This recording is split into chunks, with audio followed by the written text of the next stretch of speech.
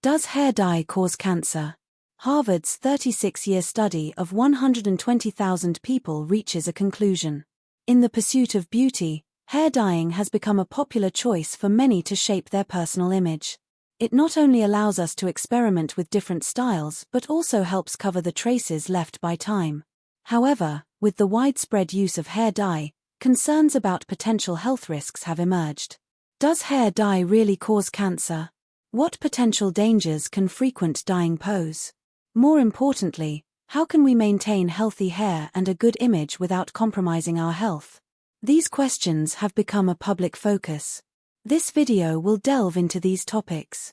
First, we'll offer some simple everyday tips to help you maintain healthy and shiny hair without relying on frequent dyeing.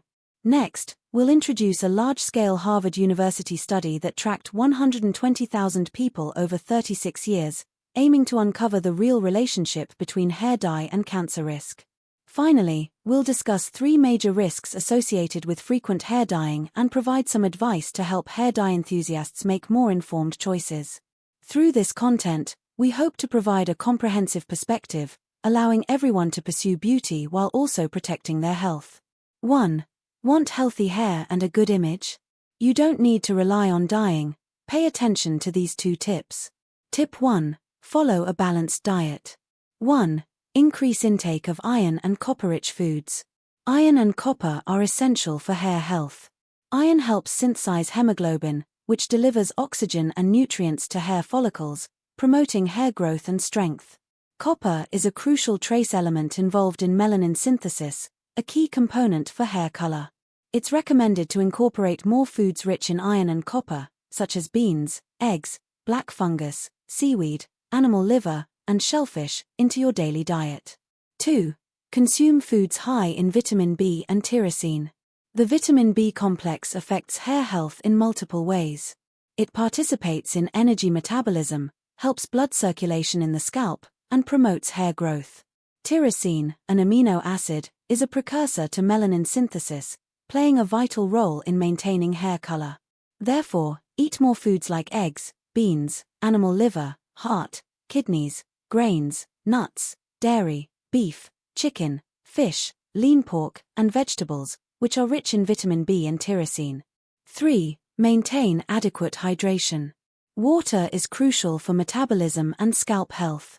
Adequate hydration helps maintain the moisture balance of the scalp, preventing dryness and fragile hair. It's recommended to drink at least 8 cups of water a day to meet the body's and scalp's hydration needs. Additionally, consuming water-rich foods such as watermelon, cucumber, and strawberries can provide extra nutrients along with hydration. 4. Avoid unhealthy foods. Fried and spicy foods can cause dehydration, affecting scalp health and hair growth.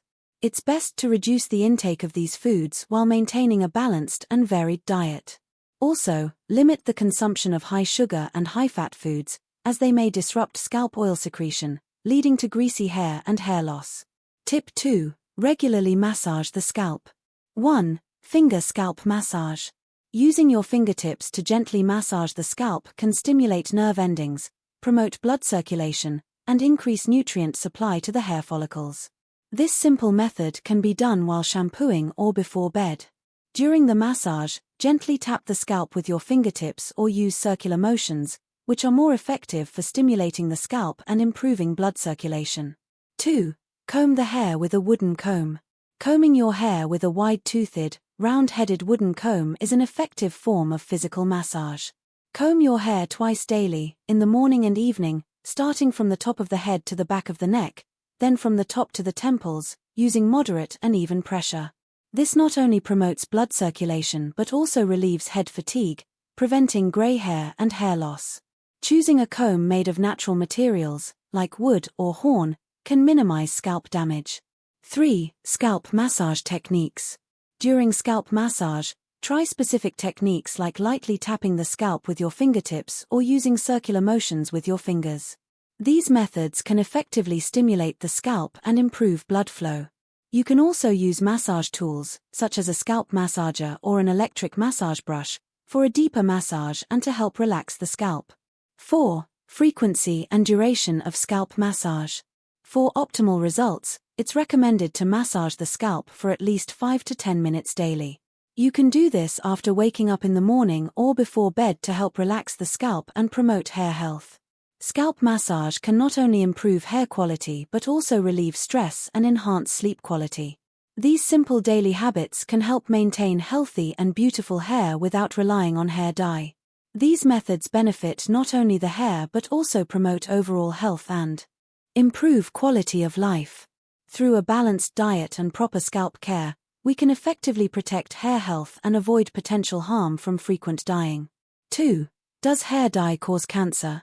Harvard study on 120,000 people over 36 years reaches a conclusion. Harvard Medical School conducted a 36-year-long study involving 120,000 American female nurses to assess the link between personal use of permanent hair dye and the risks of cancer and mortality. The findings showed that women who used permanent hair dye did not significantly increase their risk of solid cancers or hematologic cancers. Specifically, for participants with non-melanoma skin cancer, the risk of solid cancer in those who used permanent hair dye was 0.98, indicating no significant increase in risk. This discovery provides important scientific evidence for understanding the relationship between hair dye and cancer risk, offering some reassurance to hair dye enthusiasts. 1. The relationship between hair dye ingredients and cancer. Hair dyes typically contain chemicals like paraphenylenediamine, which have been linked to increased cancer risk in some studies. However, Harvard's study and other research have found no direct connection between personal use of hair dye and cancer risk. Paraphenylenediamine is a common hair dye ingredient that colors hair through oxidation. While it's considered a carcinogen in some occupational exposure scenarios, there's no sufficient evidence suggesting occasional use of hair dye containing paraphenylenediamine increases cancer risk for ordinary consumers. 2. The risk of cancer from personal use of hair dye. Though occupational exposure to hair dye, like hairdressers, is classified by the International Agency for Research on Cancer as a possible carcinogen, Group 2A, the cancer risk from personal use of hair dye remains unclear, Group 3. This means that for the general consumer, the carcinogenic risk of hair dye is not well established. The frequency and amount of personal use are usually much lower than occupational exposure, making the risk relatively low for occasional hair dye users. However, for those who dye their hair frequently, especially with permanent hair dye, it's advisable to take preventive measures to minimize potential health risks. 3. The relationship between dyeing frequency and cancer. Although certain ingredients in hair dye may be linked to increased cancer risk, there is no clear carcinogenic risk for personal hair dye use. Experts recommend not dyeing your hair more than twice a year, and pregnant or breastfeeding women should avoid dyeing their hair. Don't wash your hair 2 days before dyeing, and the dye should not be left on for more than 40 minutes. Choose reputable and certified hair dyes, preferably with a National Drug Approval Certificate, and perform a skin test before dyeing. After dyeing, wash the hair and scalp thoroughly without scratching to avoid toxicity or infection. Avoid using hair dye opened for over 6 months, and wait at least 3 months between dyeing sessions. Do not use different brands simultaneously, as they may react chemically to produce toxic substances, increasing the chance of allergies. 4. The relationship between different types of hair dye and cancer. Hair dyes can be categorized into temporary, semi-permanent, and permanent types. Permanent hair dyes are popular for their long-lasting results, but each type varies in safety and durability. Temporary dyes usually coat the hair surface and are easy to wash out but have a shorter color retention time. Semi-permanent dyes last through several washes, with the color gradually fading, making them suitable for those who want to experiment with different shades over time. Permanent dyes change hair color through chemical reactions, providing lasting results but potentially causing more damage.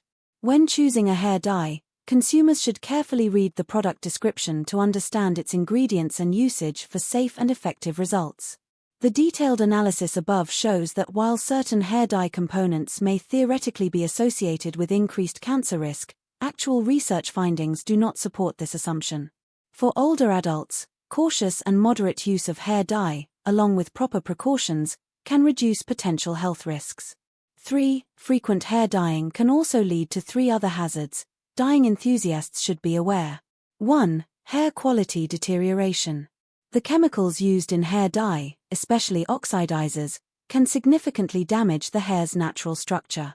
These oxidizers open up the hair's cuticle layer, allowing color to penetrate into the cortex but also destroying the hair's natural protective barrier, leading to moisture and oil loss, making hair dry, brittle, and prone to breakage. Long-term frequent dyeing can result in coarse, dull hair, and split ends. Additionally, the high temperature and chemical treatment during the dyeing process may damage the hair's outer layer, worsening hair quality. To minimize damage, choose gentle dye products and use deep repair and nourishing hair treatments after dyeing to restore hair health and shine. 2. Increased hair loss. Frequent hair dyeing may cause scalp sensitivity and inflammation, as the chemicals in hair dye can irritate the scalp, particularly for those with sensitive skin. This irritation may disrupt hair growth, leading to hair loss and thinning. Additionally, the inflammation may cause changes in the scalp environment, leading to clogged pores and hampered hair follicle function, thus exacerbating hair loss.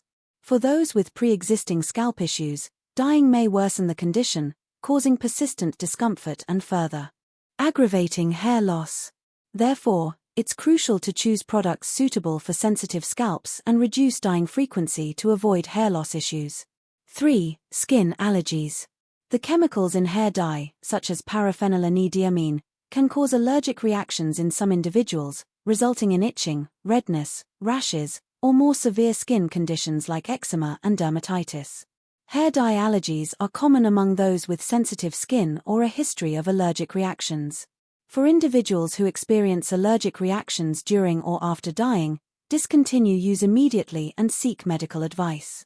To prevent allergic reactions, conduct a patch test on the inner arm before dyeing to check for irritation or rashes, and follow the dye instructions. This discussion has thoroughly explored the relationship between hair dyeing and cancer risk and highlighted 3 other health hazards related to frequent dyeing.